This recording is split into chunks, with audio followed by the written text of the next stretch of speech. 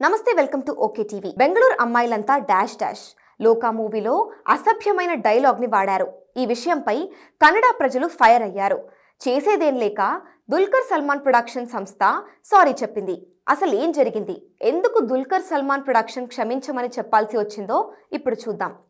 మలయాళ film super hero మూవీగా తెరకెక్కిన లోకా chapter 1 థియేటర్లలో అదరగొడుతోంది. రికార్డుల వేటతో సాగిపోతుంది. ఈ మూవీపై అన్ని వైపుల నుంచి ప్రశంసలు వస్తున్నాయి.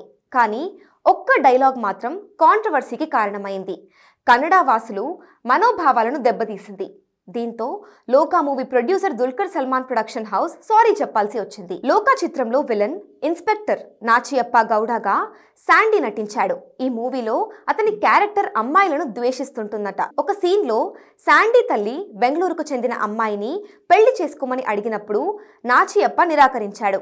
బెంగళూరు అమ్మాయిల అందరినీ ఉద్దేశిస్తూ ఆ సిటీలో ఉన్న అమ్మాయిలందరూ క్యారెక్టర్ లేనివారు అని అంటాడు. అంతేకాకుండా ఈ సినిమా విడుదలైన తర్వాత కన్నడ ప్రజలు లోకా డైలాగ్ మాత్రమే కాకుండా నజ్లీన్ పాత్ర సన్నీ నటించిన పార్టీ మాదక ద్రవ్యాల వినియోగ సీన్లపై కూడా విమర్శలు వెల్లువెత్తుతున్నాయి. సినిమాలలో ఓ క్యారెక్టర్ చెప్పిన డైలాగ్ అనుకోకుండా కన్నడ అమ్మాయిల మనోభావాలను దెబ్బతీసిందని మా దృష్టికి వచ్చింది.